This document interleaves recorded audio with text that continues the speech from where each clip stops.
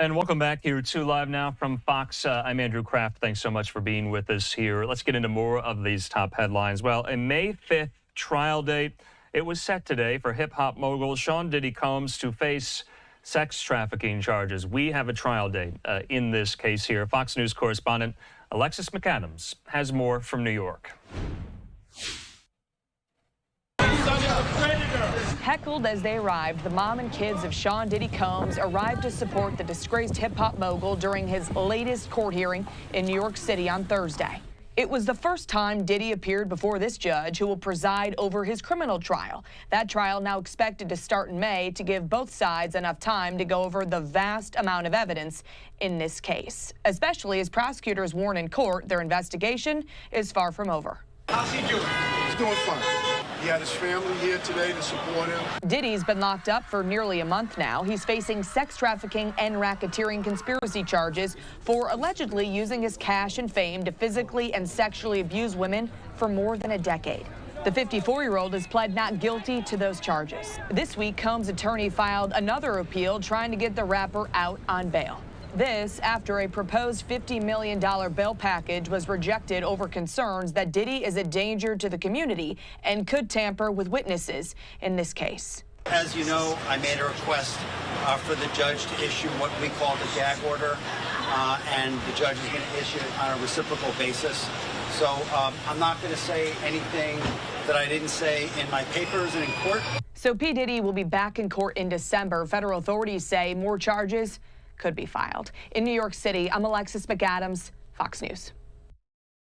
Alexis, thanks so much. Let's bring into the conversation to talk about this major development. Our friend, former federal prosecutor, legal analyst, Neama Rahmani, he joins me. Neama, good to see you here. Are you surprised that a trial date has already been set? He was just arrested and charged, what, not even a month ago here? This is moving along quite rapidly. I'm not surprised, Andrew, and the defense has said that they intend to push this case to trial, and I think that's even more likely now that Combs is in custody. We think that the defense is going to base this case likely on cross-examination. The reason I think that is when the new judge in this case, Judge Subramanian, who the first appearance was before today, the case was transferred from Judge Carter for reasons unknown. Now, Subramanian's a newer judge appointed by Biden, has mostly a civil background, not a lot of criminal experience. So it was interesting to see how he was going to handle this case, and he's handling it like any other case. And the big case he's handling right now is the Department of Justice versus Ticketmaster and the antitrust case. But to the extent that Combs doesn't want to waive time and wants to push the case forward, the government's going to have to comply. It's the defendant's right to a speedy trial. And when we're talking about estimates of how long the trial would take, the government said about 3 weeks for their witnesses and their presentation. And the defense said they only did 1 week, which means that I think they're going to base this case on attacking the credibility of the witnesses. Many of them have filed civil lawsuits, so they're going to say this is extortion, it's a money grab, it's a shakedown, it's all about money, and that's why they're fabricating these stories. So I think given the fact that Combs is in custody, the fact that the case will be mostly based on cross-examination, the defense's position is going to be, let's push this case to trial as quickly as possible. The government may not be prepared, and we may jam them up. So, I mean, if the defense only wants a week of their arguments, does that mean they won't call up their client to the stand? Well, did he testify or not? Or should we not get ahead of ourselves here? Is it too early? Anything's possible. We have seen a trend where defendants have taken the stand and testified more and more. Historically, they haven't. The challenge when you put your defendant on the stand in a criminal case is the entire case is going to come down entirely to his or her testimony. I mean, jurors are going to lean forward and start paying attention. And if that defendant lies, that's a quick recipe for a guilty verdict. And I think the challenge in this case is not necessarily the witnesses, Andrew. It's the video evidence. And there's a treasure trove of it. Prosecutors were talking about it today. Terabytes and terabytes of data seized from 96 different devices during the raids of Diddy's homes in Miami, Los Angeles, and when the search warrants were executed, he was at the airport. They even took 9 devices from him. So if you believe longtime girlfriend Cassie Ventura, and I do, Diddy recorded many of these sex acts. We've obviously all seen the CNN video where he appears to be beating her at the Intercontinental Hotel. So if there is a lot of video evidence, I don't see how Diddy can take the stand and really rebut that evidence. Obviously, we don't know what the videos show, who's on it. There might be other celebrities and so forth, but it's going to be a challenge in this case. But Neama, there is so much evidence. I mean, the Associated Press characterizes this, that the judge set deadlines for lawyers on each side to submit arguments that will establish the boundaries for a trial, establishing boundaries. How do you do that with 96 electronic devices that were seized in these raids? How do you establish narrow boundaries, Neama, with so much evidence? Well, I think there's a couple ways to do it. One, in terms of the counts and the number of defendants. You know, I'm not going to regurgitate all the unfounded rumors, but there are a lot of them. I'm here in Hollywood and all over the country that there were other rich and powerful people who were involved in these freak-offs. And so far, at least to date, no one else has been charged. Not any members of Diddy's entourage, Christina Joram, his chief of staff,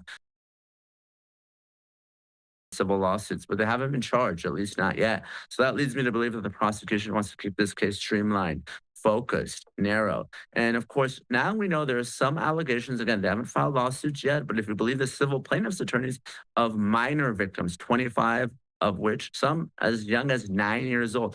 I think if those individuals come forward, I think prosecutors will really have no choice but to add those allegations to a superseding indictment. And the judge said if that happens, that might push this trial back. And I think the minors are important for one very important reason. Obviously, the law is intended to protect minors, but it really changes the defense in this case because we know that Diddy, through his lawyers, is arguing that these freak-offs, they were all consensual. They might be weird, they might be strange, but obviously minors cannot consent to sexual activity. So to the extent there's allegations, credible ones involving minors, that puts the defense in a very different position. They can't argue that there was no force, fraud, or coercion. They're gonna have to argue that the sexual contact didn't happen at all. So it'll be a very different defensive trial. All right, Neama Rahmani there. Can't thank you enough. Just lastly here, do you sense any delays here? You kind of intimated, but for that, what we were just discussing, this could be delayed. But for a superseding indictment, which means prosecutors go to the grand jury to add additional charges or defendants, I don't think this trial is going to be pushed back unless there's some delay in extracting and producing this data to the defense. All right, Neama, can't thank you enough. I'm sure we'll be talking about this case very, very soon. Have a good night. Thanks, Andrew. You too. All right, and just remember, I just want to reiterate here what the indictment said. It alleges that Combs coerced and abused women for years with help from a network of associates and employees while silencing victims through blackmail and violent acts, including kidnapping, arson, and physical beatings. Remember, he's pleaded not guilty. He is still in jail. Remember, some of the appeals that his team of attorneys made were denied to get him out of jail pending trial. He's still in jail right now. Remember, these charges include racketeering, conspiracy, and sex trafficking. Just want to note this from Neama Rahmani as well, that Diddy himself in court, that Diddy seemed confident. He was waving and blowing kisses to his family. Alexis McAdams noted that and acknowledged that as well here. If we could go back to Neama Rahmani's tweet there, Neama was kind of outlining this gag order request. He says the defense asked for a gag order and blamed the government for leaking evidence like the 2016 video of Diddy beating Cassie Ventura to the media. The judge did not rule on the request, but Diddy clearly cares about the court of public opinion as much as the courtroom. That is Neama Rahmani's assessment there. All right, so wanted to make sure we got that in. And also there was a new judge in the case. Wasn't entirely clear why a new judge was appointed here. Judge Subramanian, he was appointed by President Biden.